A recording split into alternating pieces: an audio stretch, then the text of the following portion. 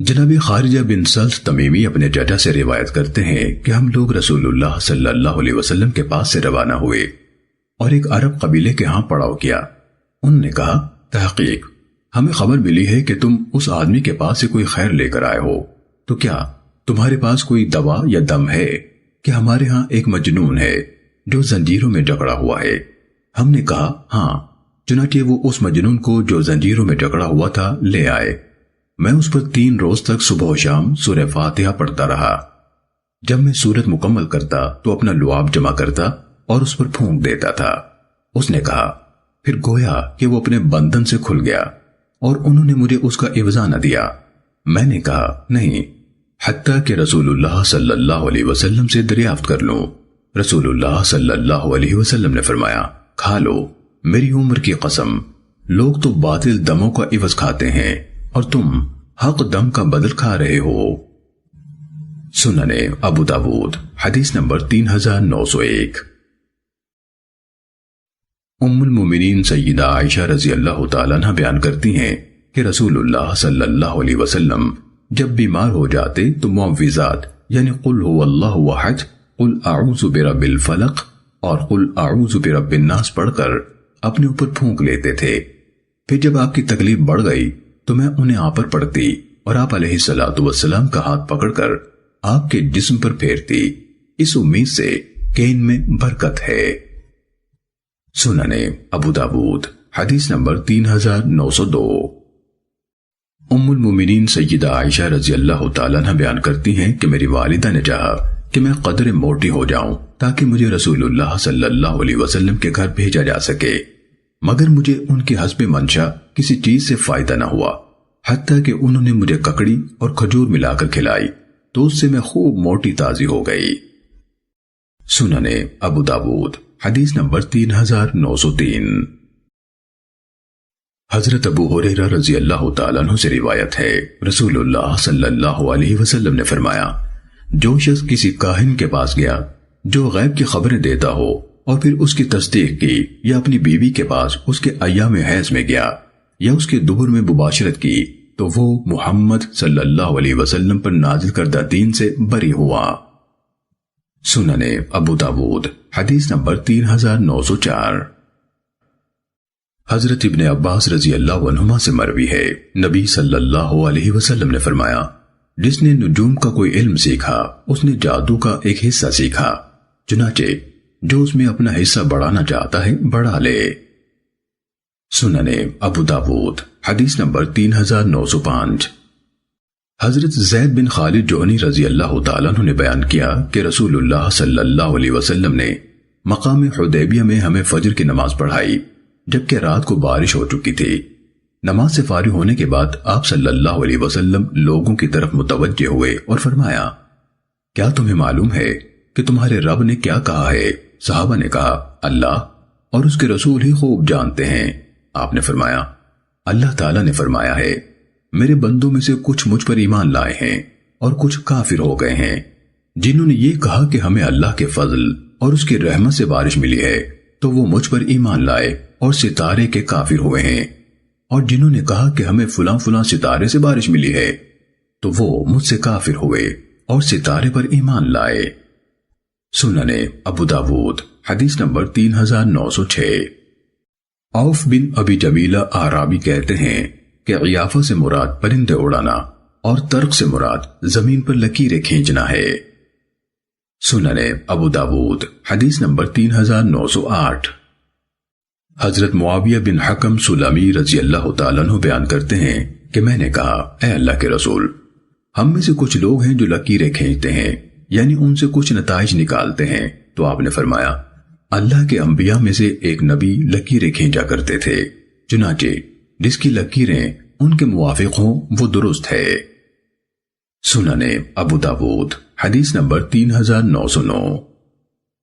حضرت عبداللہ بن مسعود رضی اللہ تعالیٰ عنہ سے روایت ہے، رسول اللہ صلی اللہ علیہ وسلم نے فرمایا، بدشگونی شرک ہے، بدشگونی شرک ہے، 3 بار فرمایا، اور ہم میں سے ہر ایک کو کوئی نہ کوئی وہم ہو ہی جاتا ہے، مگر اللہ عز و جل اسے توکل کی برکت سے زائل کر دیتا ہے۔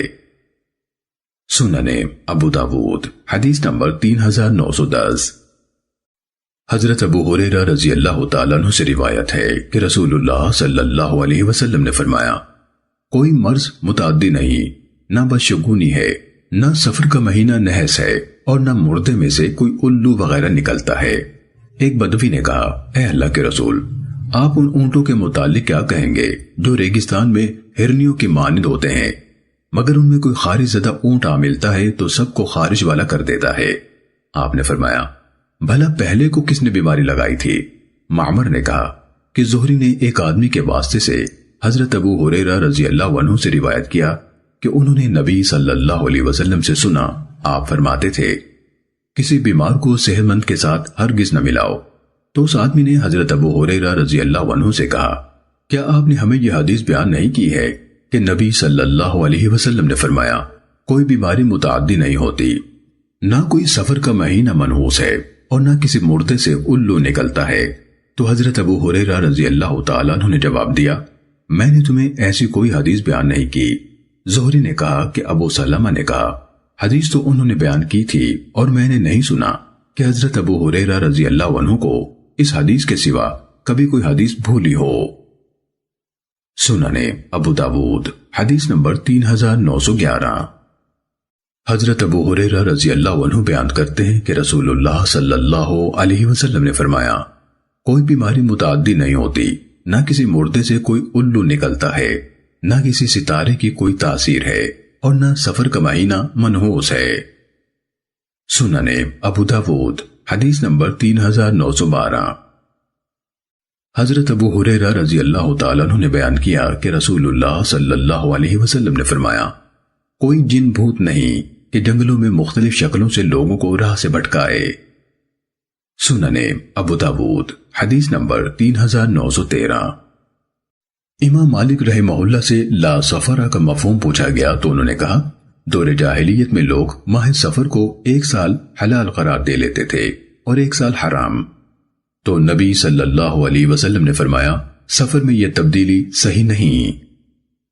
سننے ابو داود حدیث نمبر 3914۔ حضرت انس رضی اللہ تعالیٰ عنہ سے روایت ہے، نبی صلی اللہ علیہ وسلم نے فرمایا، کوئی مرض متعدی نہیں ہوتا اور نہ کوئی بدفعلی ہے، البتہ نیک شگونی مجھے بھلی لگتی ہے۔ نیک شگونی کی ایک صورت یہ ہے کہ آدمی کوئی اچھا کلمہ سن لے۔ سننے ابو داود حدیث نمبر 3915۔ محمد بن راشد نے حامہ کی وضاحت میں کہا، اہل جاہلیت سمجھتے تھے کہ مردہ جب دفن کیا جاتا ہے تو اس کی قبر سے ایک الو نکلتا ہے۔ سفرہ کے متعلق پوچھا تو کہا، اہل جاہلیت اس مہینے یعنی سفر کو منحوس سمجھتے تھے، تو نبی صلی اللہ علیہ وسلم نے اس کی نفی فرما دی۔ محمد بن راشد نے کہا، ہم نے کئی لوگوں سے سنا ہے کہ اس سے مراد پیٹ کا درد ہے، اور وہ اسے متعدی سمجھتے تھے، تو فرمایا گیا کہ کوئی سفر نہیں۔ سننے ابو داود حدیث نمبر 3916۔ حضرت ابو ہریرہ رضی اللہ تعالیٰ عنہ سے روایت ہے کہ رسول اللہ صلی اللہ علیہ وسلم نے کوئی کلمہ سنا جو آپ کو پسند آیا تو آپ نے فرمایا، ہم نے تمہاری فال تمہارے منہ کے الفاظ سے لی ہے۔ سننے ابو داود حدیث نمبر 3917۔ جناب عطا رحمہ اللہ نے بیان کیا کہ لوگ کہتے ہیں سفر سے مراد پیٹ کا درد ہے۔ جریج نے پوچھا کہ ہاں ماں کیا ہے؟ تو کہا کہ لوگ سمجھتے ہیں یہ پرندہ انسانی روح ہوتا ہے جو چیختا چلاتا رہتا ہے، حالانکہ یہ انسانی روح نہیں ہوتا بلکہ کوئی زمینی جانور ہے۔ سننے ابو داود حدیث نمبر 3918۔ حضرت سعد بن مالک رضی اللہ تعالیٰ عنہ سے مروی ہے، رسول اللہ صلی اللہ علیہ وسلم فرمایا کرتے تھے، کسی مردے سے کوئی الو نہیں نکلتا، نہ کوئی مرض متعدی ہوتا ہے اور نہ بدشگونی ہے، اگر ہو بھی تو گھوڑے، عورت اور گھر میں ہو سکتی ہے۔ سننے ابو داود حدیث نمبر 3921۔ حضرت عبداللہ بن عمر رضی اللہ تعالیٰ عنہما سے روایت ہے، رسول اللہ صلی اللہ علیہ وسلم نے فرمایا، بدشگونی گھر، بیوی اور گھوڑے میں ہوتی ہے۔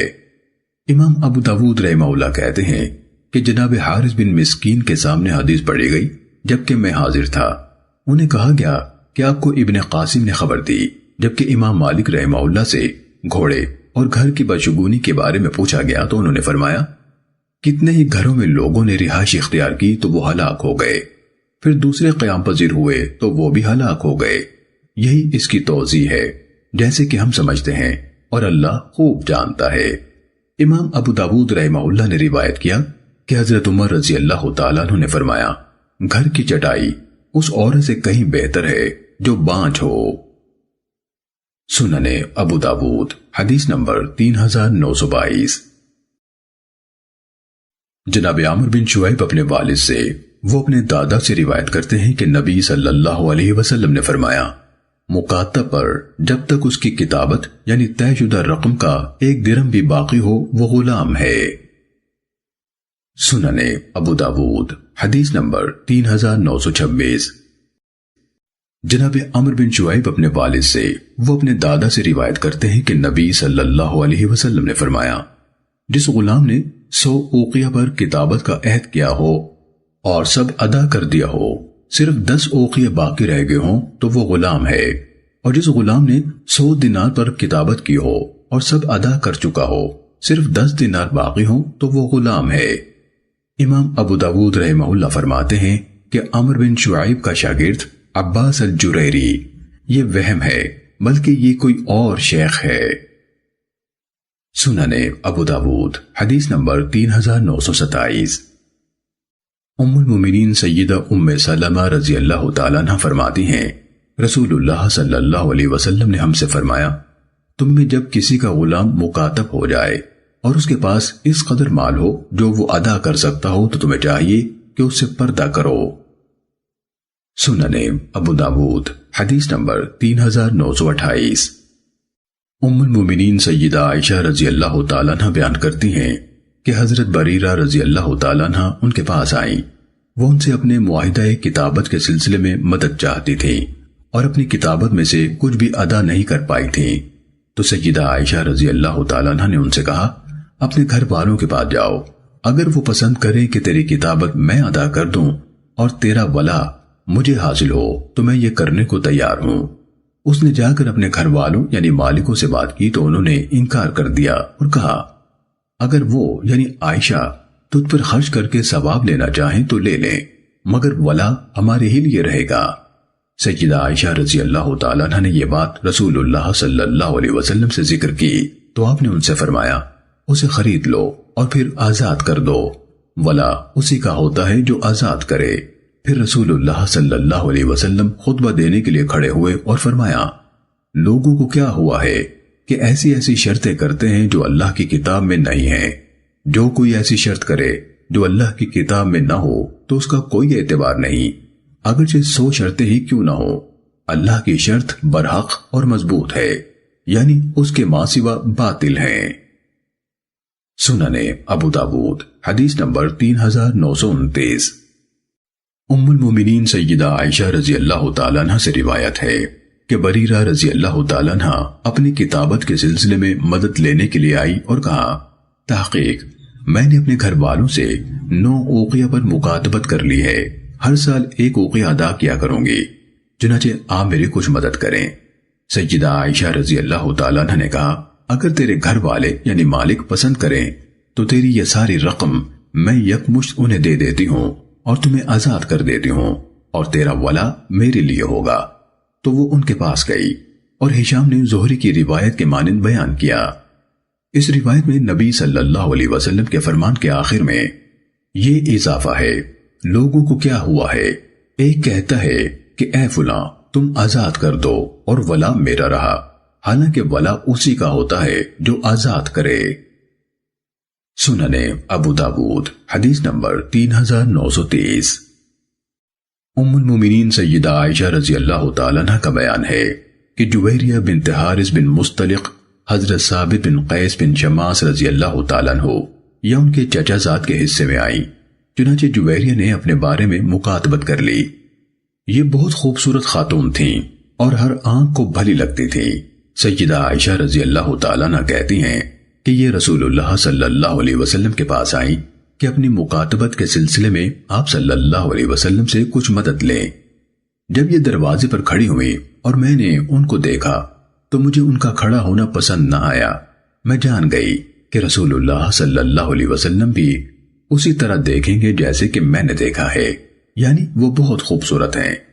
انہوں نے کہا، اے اللہ کے رسول، میں حارث کی بیٹی جویریہ ہوں۔ میرا معاملہ آپ سے مخفی نہیں ہے کہ جنگی قیدی ہوں اور لونڈی بنائی گئی ہوں۔ میں ثابت بن قیس بن شماس کے حصے میں آئی ہوں۔ میں نے ان سے اپنے بارے میں مکاتبت کر لی ہے۔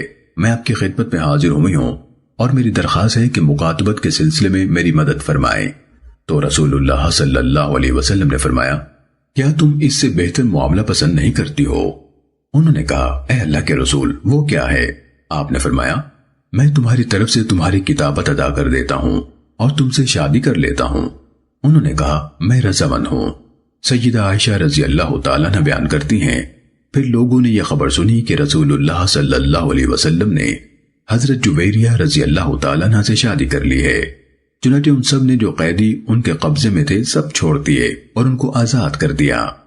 وہ کہنے لگے، یہ تو رسول اللہ صلی اللہ علیہ وسلم کے سسرالی رشتہ دار ہیں۔ ہم نے نہیں دیکھا کہ اس سے بڑھ کر کوئی اور عورت اپنے خاندان کے لیے زیادہ برکت والی ثابت ہوئی ہوں۔ ان کی وجہ سے قبیلہ بنو مستلق کے 100 گھرانے آزاد کیے گئے تھے۔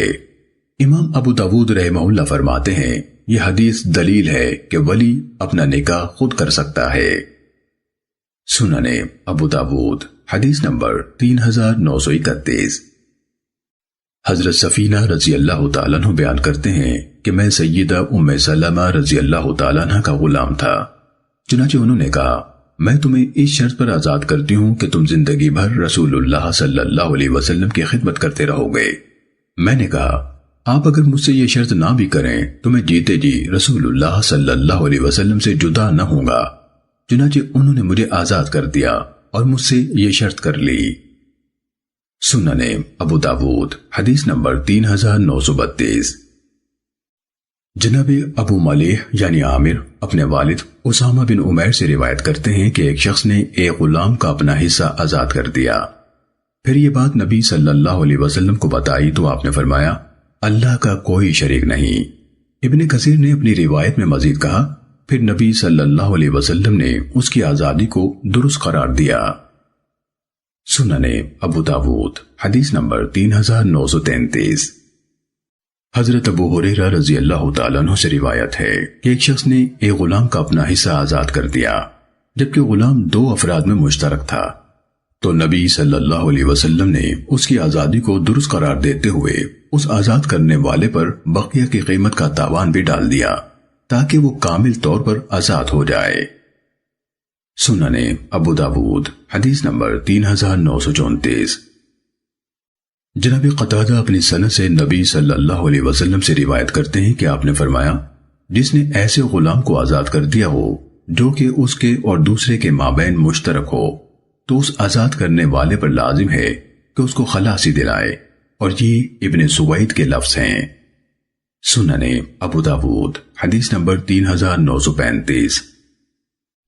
جناب قتادہ نے اپنی سند سے روایت کیا کہ نبی صلی اللہ علیہ وسلم نے فرمایا، جس نے کسی غلام کا اپنا حصہ آزاد کر دیا ہو تو اس غلام کو اسی کے مال سے آزاد کیا جائے گا اگر اس کے پاس مال ہو۔ ابن مسنہ نے اس سند میں قتادہ کے شیخ نضر بن انس کا نام نہیں لیا اور یہ الفاظ ابن سوید کے ہیں۔ سنن ابو داود حدیث نمبر 3936۔ حضرت ابو ہریرہ رضی اللہ تعالیٰ عنہ بیان کرتے ہیں کہ نبی صلی اللہ علیہ وسلم نے فرمایا، جس نے اپنے مملوک کا کوئی حصہ آزاد کر دیا ہو تو اس پر لازم ہے کہ اسے پورے کو آزاد کرے اگر اس کے پاس مال ہو، ورنہ غلام سے محنت کرائی جائے جو اس پر زیادہ سخت اور شاق نہ ہو۔ سنن ابو داود حدیث نمبر 3937۔ حضرت ابو ہریرہ رضی اللہ تعالیٰ عنہ بیان کرتے ہیں کہ نبی صلی اللہ علیہ وسلم نے فرمایا، جس کسی نے مشترک غلام میں سے اپنا حصہ آزاد کر دیا ہو تو اس غلام کی آزادی اس آزاد کرنے والے کے مال سے ہوگی، بشرطے کہ اس کے پاس مال ہو۔ اگر اس کے پاس مال نہ ہو تو غلام کی متوسط قیمت لگائی جائے گی، پھر اسے اپنے مالک کے لیے قیمت کے مطابق محنت کرائی جائے جو زیادہ سخت اور بھاری نہ ہو۔ امام ابو داود رحمہ اللہ فرماتے ہیں، نصر بن علی اور علی بن عبداللہ دونوں کی روایت میں ہے فَاسْتُسْعِيَ غَيْرَ مَشْقُوقٍ عَلَيْهِ، جبکہ مذکورہ بالا الفاظ علی بن عبداللہ کے ہیں کہ ان میں قُوِّمَ الْعَبْدُ قِيَمَةَ عَدْلٍ کا بھی بیان ہے۔ سنن ابو داود حدیث نمبر 3938۔ محمد بن بشار نے بیان کیا، کہا ہمیں یحییٰ اور ابن ابو عدی نے سعید بن ابی عروبہ سے بیان کیا۔ محمد بن بشار نے بیان کیا، کہا ہمیں یحییٰ اور ابن ابو عدی نے سعید بن ابی عروبہ سے بیان کیا، انہوں نے اپنی سند سے مذکورہ بالا حدیث کے ہم معنی روایت کیا۔ امام ابو داود رحمہ اللہ نے کہا اسے روح بن عبادہ نے بسند سعید بن ابی عروبہ روایت کیا، مگر اس میں محنت کرانے کا ذکر نہیں۔ اسی طرح جریر بن حازم اور موسیٰ بن خلف دونوں نے قتادہ سے بسند یزید بن زرع اس حدیث کے ہم معنی روایت کیا اور ان دونوں نے محنت کرانے کا ذکر کیا ہے۔ سنن ابو داود حدیث نمبر 3939۔ حضرت عبداللہ بن عمر رضی اللہ عنہما سے روایت ہے، رسول اللہ صلی اللہ علیہ وسلم نے فرمایا، جس نے کسی مشترک مملوک میں سے اپنا حصہ آزاد کر دیا ہو تو اس آزاد کرنے والے پر غلام کی عادلانہ قیمت لگائی جائے اور وہ اپنے شریکوں کے حصے انہیں ادا کر دے اور اس کی طرف سے غلام کو آزاد کیا جائے، ورنہ اس سے جو آزاد ہو گیا سو ہو گیا۔ سنن ابو داود حدیث نمبر 3940۔ جناب نافع نے بواسطہ حضرت ابن عمر رضی اللہ عنہما نبی صلی اللہ علیہ وسلم سے مذکورہ بالا حدیث کے ہم معنی روایت کیا۔ ایوب کہتے ہیں کہ جناب نافع کبھی تو فقد عتق منہ ما عتق کے لفظ ذکر کرتے اور کبھی نہ کرتے۔ سنن ابو داود حدیث نمبر 3941۔ ایوب نے نافع سے، انہوں نے ابن عمر رضی اللہ عنہما سے، انہوں نے نبی صلی اللہ علیہ وسلم سے یہ حدیث روایت کی۔ ایوب نے کہا مجھے نہیں معلوم کہ حدیث میں یہ جملہ وَإِلَّا أَتَقَ مِنْهُ مَا أَتَقَ نبی صلی اللہ علیہ وسلم کا فرمایا ہوا ہے یا نافع کی طرف سے ہے۔ سنن ابو داود حدیث نمبر 3942۔ نافع حضرت ابن عمر رضی اللہ عنہما سے روایت کرتے ہیں، رسول اللہ صلی اللہ علیہ وسلم نے فرمایا، جس نے اپنے مملوک کا حصہ آزاد کر دیا ہو تو اس پر لازم ہے کہ اسے پورے کو آزاد کرے، اگر اس کے پاس اس کی قیمت کے بقدر مال ہو، اگر اس کے پاس مال نہ ہو تو اس کا وہی حصہ آزاد ہوا جو کیا گیا۔ سنن ابو داود حدیث نمبر 3943۔ جناب نافع نے حضرت ابن عمر رضی اللہ تعالیٰ عنہما سے، انہوں نے نبی صلی اللہ علیہ وسلم سے ابراہیم بن موسیٰ کی مذکورہ بالا روایت کے ہم معنی روایت کیا۔ سنن ابو داود حدیث نمبر 3944۔ جناب نافع نے حضرت ابن عمر رضی اللہ عنہما سے، انہوں نے نبی صلی اللہ علیہ وسلم سے مذکورہ روایت مالک یعنی 3940 کے ہم معنی بیان کیا، مگر اس میں وَإِلَّا فَقَدْ عَتَقَ مِنْهُ مَا عَتَقَ کا ذکر نہیں، اس کی حدیث وَأُعْتِقَ عَلَيْهِ الْعَبْدُ پر مکمل ہوئی ہے جو اسی کے ہم معنی ہے۔ سنن ابو داود حدیث نمبر 3945۔ حضرت ابن عمر رضی اللہ عنہما سے روایت ہے، نبی صلی اللہ علیہ وسلم نے فرمایا، جس نے کسی مشترک غلام میں سے اپنا حصہ آزاد کر دیا تو اس کا باقی حصہ بھی اس کے مال سے آزاد کیا جائے گا، جبکہ اس کے پاس غلام کی قیمت کے بقدر مال موجود ہو۔ سنن ابو داود حدیث نمبر 3946۔ جناب سالم اپنے والد حضرت عبداللہ بن عمر رضی اللہ عنہما سے روایت کرتے ہیں، وہ نبی صلی اللہ علیہ وسلم سے روایت کرتے ہیں کہ جب کوئی غلام دو آدمیوں میں مشترک ہو اور ان میں سے ایک اپنا حصہ آزاد کر دے تو اگر وہ صاحب وسعت ہو تو اس کی طرف سے غلام کی قیمت لگا کر اسے آزاد کر دیا جائے، قیمت لگانے میں کمی کی جائے نہ زیادتی۔ سنن ابو داود حدیث نمبر 3947۔ حضرت سمرہ بن جندب رضی اللہ تعالیٰ عنہ نے بیان کیا جیسے کہ حماد کا خیال ہے، رسول اللہ صلی اللہ علیہ وسلم نے فرمایا، جو کوئی اپنے محرم رشتہ دار کا مالک بن گیا ہو تو وہ آزاد ہے۔ امام ابو داود رحمہ اللہ نے کہا کہ محمد بن بکر برسانی نے بواسطہ حماد بن سلمہ قتادہ سے اور عاصم نے بواسطہ حسن بصری سمرہ رضی اللہ عنہ سے، انہوں نے نبی صلی اللہ علیہ وسلم سے مذکورہ حدیث کے مثل روایت کیا۔ امام ابو داود رحمہ اللہ فرماتے ہیں اس حدیث کو صرف حماد بن سلمہ نے مرفوع یا متصل بیان کیا ہے اور اس میں اسے شک بھی ہے۔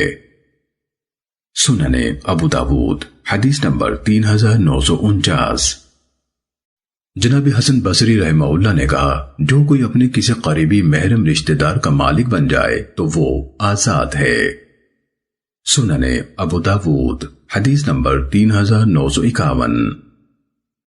حضرت جابر بن عبداللہ رضی اللہ عنہما نے بیان کیا کہ ہم نے رسول اللہ صلی اللہ علیہ وسلم اور حضرت ابو بکر رضی اللہ عنہ کے دور میں ولد لونڈیوں کو فروخت کیا تھا۔ پھر جب حضرت عمر رضی اللہ تعالیٰ عنہ کا دور آیا تو انہوں نے ہمیں منع کر دیا تو ہم رک گئے۔ سنن ابو داود حدیث نمبر 3954۔ حضرت جابر بن عبداللہ رضی اللہ عنہما نے روایت کیا کہ ایک شخص نے اپنے غلام کے بارے میں کہہ دیا کہ وہ اس کی وفات کے بعد آزاد ہوگا، جبکہ اس کے پاس اس غلام کے سوا کوئی اور مال نہ تھا۔ چنانچہ غلام کے بارے میں نبی صلی اللہ علیہ وسلم نے حکم دیا تو اسے 700 یا 900 میں فروخت کیا گیا۔ سنن ابو داود حدیث نمبر 3955۔ حضرت جابر بن عبداللہ رضی اللہ تعالیٰ عنہما نے یہ حدیث بیان کی اور مزید کہا یعنی نبی صلی اللہ علیہ وسلم نے فرمایا تو اس کی قیمت کا زیادہ حقدار اور محتاج ہے، جبکہ اللہ عز و جل اس کو آزاد کیے جانے سے بے پرواہ ہے، یعنی اسے کوئی احتیاج نہیں۔ سنن ابو داود حدیث نمبر 3956۔ حضرت جابر رضی اللہ عنہ سے مروی ہے کہ ابو مذکور نامی ایک انصاری نے اپنے غلام کے بارے میں کہہ دیا کہ میری موت کے بعد وہ آزاد ہوگا۔ اس غلام کا نام یعقوب تھا اور اس انصاری کا اس کے سوا کوئی اور مال نہ تھا، تو رسول اللہ صلی اللہ علیہ وسلم نے اس غلام کو بلوایا اور فرمایا اسے کون خریدتا ہے؟ تو جناب نعیم بن عبداللہ بن نحام نے اس کو 800 درہم میں خرید لیا۔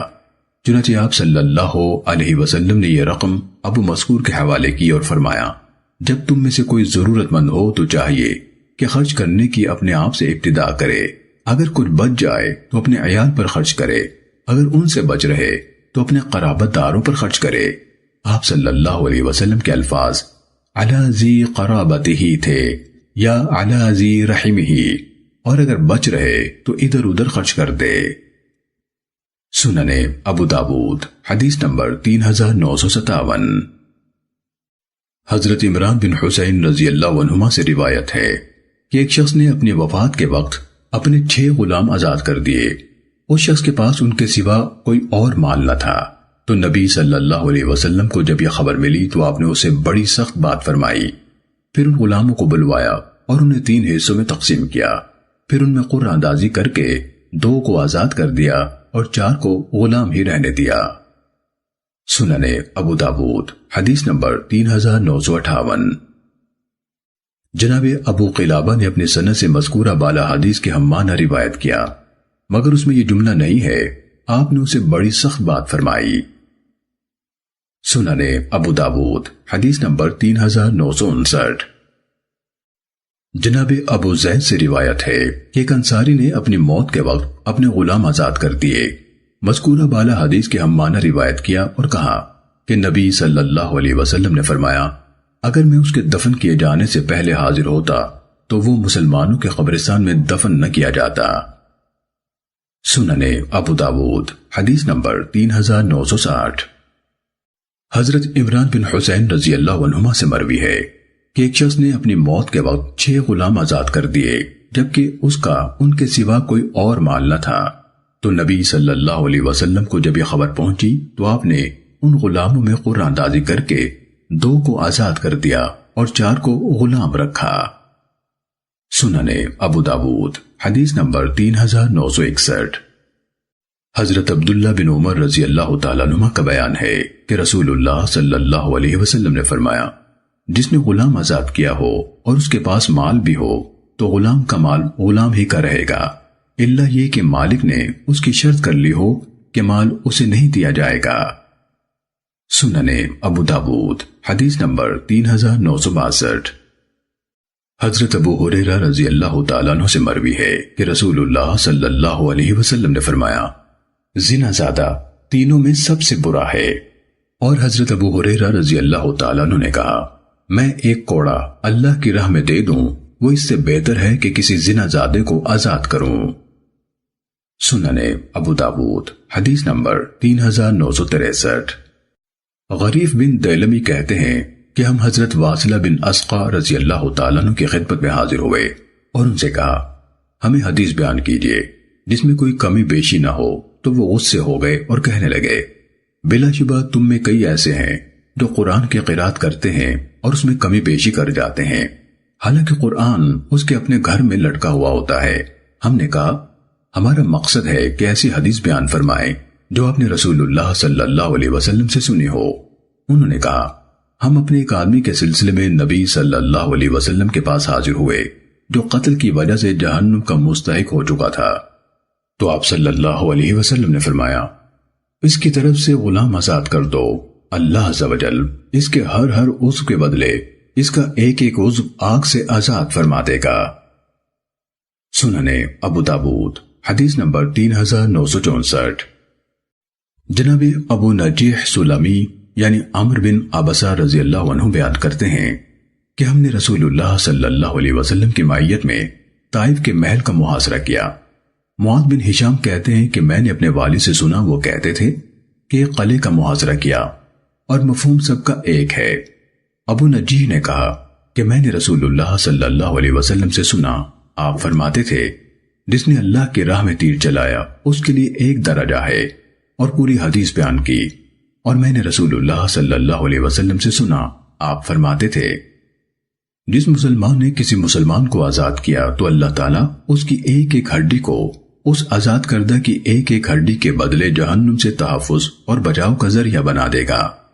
اور جس عورت نے کسی مسلمان عورت کو آزاد کیا تو یقیناً اللہ تعالیٰ اس کی ایک ایک ہڈی کو اس کی آزاد کردہ کی ایک ایک ہڈی کے بدلے جہنم سے تحفظ اور بچاؤ کا ذریعہ بنا دے گا۔ سننے ابو داود حدیث نمبر 3965۔ جناب شرحبیل بن سمت کہتے ہیں کہ میں نے حضرت عمرو بن عبسہ رضی اللہ تعالیٰ عنہ سے عرض کیا کہ ہمیں کوئی ایسی حدیث سنائیں جو آپ نے رسول اللہ صلی اللہ علیہ وسلم سے سنی ہو۔ تو انہوں نے بیان کیا کہ میں نے رسول اللہ صلی اللہ علیہ وسلم کو سنا، آپ فرماتے تھے، جس نے کسی مسلمان گردن کو آزاد کیا تو وہ اس کے لیے آگ سے بچاؤ کے لیے فدیہ ہوگی۔ سننے ابو داود حدیث نمبر 3966۔ حضرت ابو دردہ رضی اللہ تعالیٰ عنہ سے روایت ہے، رسول اللہ صلی اللہ علیہ وسلم نے فرمایا، جو شخص موت کے وقت آزاد کرتا ہے اس کی مثال اس شخص کی سی ہے جو پیٹ بھر جانے کے بعد ہدیہ دے۔ سننے ابو داود حدیث نمبر 3968۔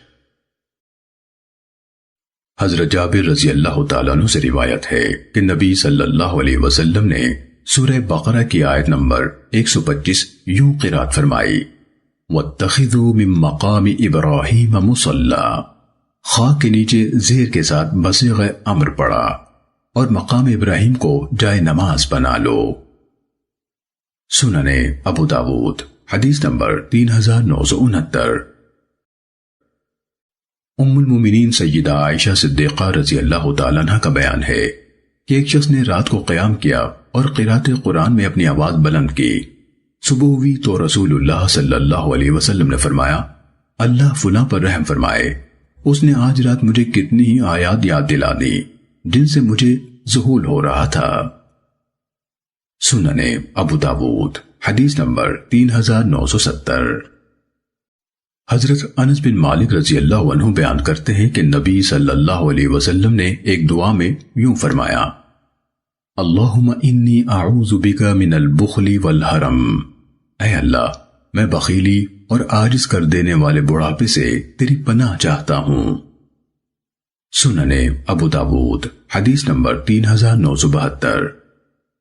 حضرت لقید بن صابرہ رضی اللہ تعالیٰ عنہ نے بیان کیا کہ بنی منتفق کا وفد جو رسول اللہ صلی اللہ علیہ وسلم کی خدمت میں آیا تھا، میں اس میں شریک تھا اور حدیث بیان کی۔ نبی صلی اللہ علیہ وسلم نے فرمایا، یہ مت سمجھنا کہ یہ بکری ہم نے تمہاری خاطر ذبح کی ہے اور حدیث بیان کی، اور نبی صلی اللہ علیہ وسلم نے لا تحسبن یعنی سین کی زیر سے فرمایا، زبر کے ساتھ لا تحسبن نہیں فرمایا تھا۔ سنن ابو داود حدیث نمبر 3973۔ حضرت ابن عباس رضی اللہ تعالیٰ عنہ سے روایت ہے کہ ایک آدمی اپنی چند بکریاں لیے جا رہا تھا کہ مسلمان اس پر جا پہنچے تو اس نے کہا السلام علیکم، مگر مسلمانوں نے اسے قتل کر دیا اور ان چند بکریوں پر قبضہ کر لیا، تو اس پر یہ آیت کریمہ نازل ہوئی وَلَا تَقُولُوا لِمَنْ أَلْقَى إِلَيْكُمُ السَّلَامَ لَسْتَ مُؤْمِنًا تَبْتَغُونَ عَرْضَ الْحَيَاةِ الدُّنْيَا، اور جو شخص تمہیں سلام کہے اس کے بارے میں یہ مت کہو کہ تو صاحب ایمان نہیں ہے، تم دنیا کی زندگانی کے مال کے متلاشی ہو۔ اس آیت میں انہی چند بکریوں کی طرف اشارہ ہے۔ سنن ابو داود حدیث نمبر 3974۔ حضرت زید بن ثابت رضی اللہ تعالیٰ عنہ سے مروی ہے کہ نبی صلی اللہ علیہ وسلم یہ آیت یوں پڑھا کرتے تھے لا يستوي القاعدون من المؤمنین غیر اولی الضرر، مومنین میں سے جہاد سے بیٹھ رہنے والے اس حال میں کہ انہیں کوئی عذر ہو اور جہاد پر جانے والے برابر نہیں ہو سکتے، یعنی غیرہ کے زبر کے ساتھ سعید بن منصور نے کان یقرع کا لفظ نہیں کہا۔ سنن ابو داود حدیث نمبر 3975۔ عبد الرحمن بن ابزہ کی روایت ہے کہ حضرت ابی بن کعب رضی اللہ تعالیٰ عنہ نے کہا بفضل اللہ وبرحمتہ فبذلک فلتفرحوا، یعنی صیغہ خطاب کے ساتھ، جبکہ ہماری معروف قرات صیغہ غائب کے ساتھ فلیفرحوا ہے، کہہ دیجئے کہ اللہ کا فضل اور اس کی مہربانی ہے، چنانچہ اسی پر تمہیں انہیں خوش ہونا چاہیے۔ سنن ابو داود حدیث نمبر 3980۔ حضرت ابی بن کعب رضی اللہ تعالیٰ عنہ سے مروی ہے کہ نبی صلی اللہ علیہ وسلم نے قرات فرمائی بفضل اللہ وبرحمتہ فبذلک فلتفرحوا هو خیر مما تجمعون، یعنی فلتفرحوا اور تجمعون دونوں صیغہ خطاب کے ساتھ پڑھے، جبکہ حفص کی روایت میں غیب کے صیغے میں فلیفرحوا اور یجمعون ہے۔ سنن ابو داود حدیث نمبر 3981۔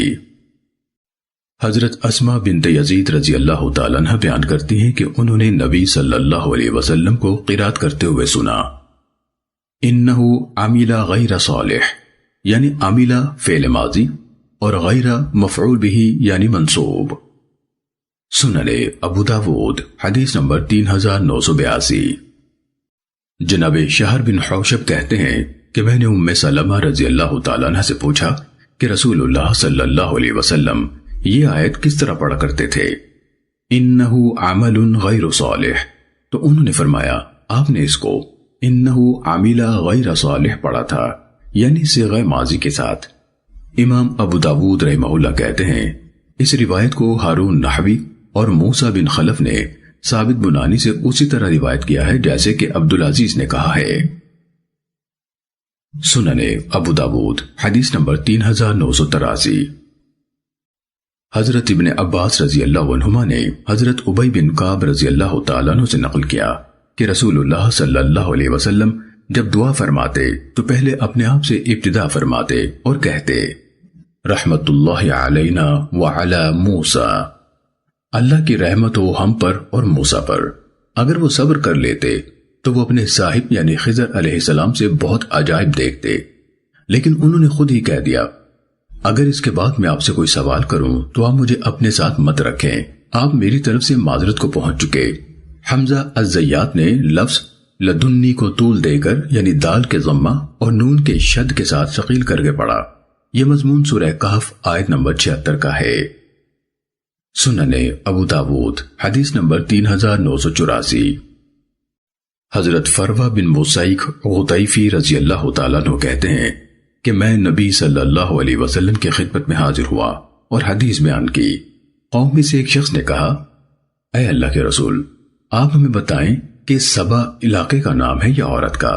آپ نے فرمایا یہ علاقے کا نام ہے نہ کسی عورت کا بلکہ عرب کا آدمی تھا جس کے 10 بیٹے تھے جن میں سے 6 یمن چلے گئے تھے اور 4 نے شام میں سکونت اختیار کر لی تھی۔ عثمان بن ابی شبیبہ نے غدیفی کے بجائے غطفانی کہا، اور سند میں حدثنا الحسین ابن الحکم النخعی کہا۔ سنن ابو داود حدیث نمبر 3988۔ حضرت ابو ہریرہ رضی اللہ تعالیٰ عنہ نے نبی صلی اللہ علیہ وسلم سے وہی والی حدیث بیان کی اور کہا کہ اسی سلسلے میں اللہ کا یہ فرمان ہے، حتی اذا فزع عن قلوبہم، حتیٰ کہ جب ان فرشتوں کے دلوں سے گھبراہٹ دور کی جاتی ہے۔ سنن ابو داود حدیث نمبر 3989۔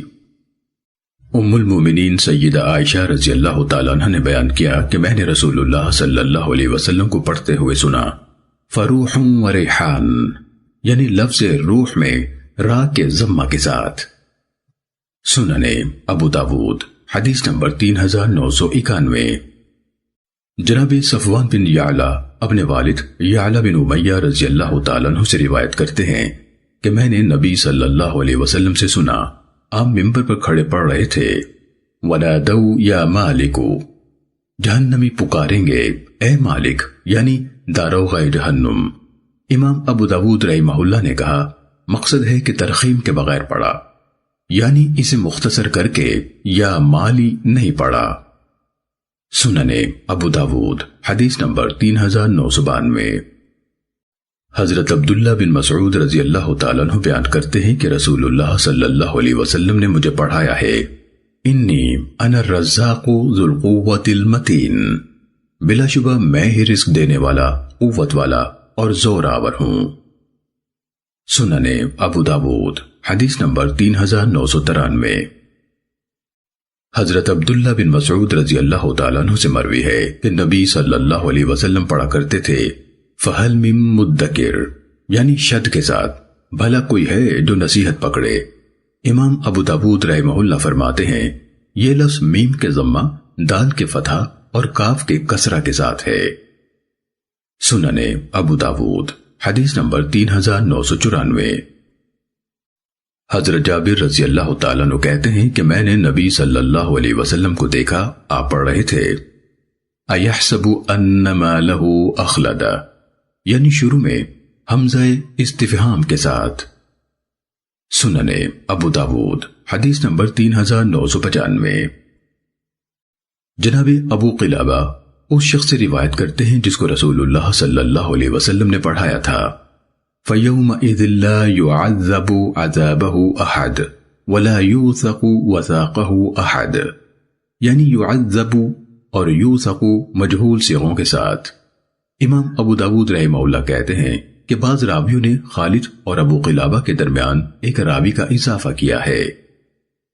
سنن ابو داود حدیث نمبر 3996۔ جناب ابو قلابہ کہتے ہیں کہ مجھے اس شخص نے بتایا جس کو نبی صلی اللہ علیہ وسلم نے پڑھایا تھا، یا کہا مجھے اس شخص نے پڑھایا جس کو اس شخص نے پڑھایا جسے نبی صلی اللہ علیہ وسلم نے پڑھایا تھا۔ فَيَوْمَئِذٍ لَا يُعَذَّبُ، یعنی ذال کے زبر یعنی مجہول صیغے کے ساتھ۔ امام ابو داود رحمہ اللہ کہتے ہیں کہ عاصم، اعمش، طلحہ بن مصرف، ابو جعفر یزید بن قعقاع، شیبہ بن نصاح، نافع بن عبد الرحمن، عبداللہ بن کثیر داری، ابو عامر ابن العلا، حمزہ زیات، عبد الرحمن اعرج، قتادہ، حسن بصری، مجاہد، حمید اعرج، عبداللہ بن عباس اور عبد الرحمن بن ابو بکر، یہ سبھی حضرات لا يعذب ولا یوثق پڑھتے ہیں، یعنی ذال اور سا کے کسرہ یعنی معروف صیغے کے ساتھ، مگر مرفوع حدیث میں يعذب ذال کے فتحہ کے ساتھ مروی ہے۔ سنن ابو داود حدیث نمبر 3997۔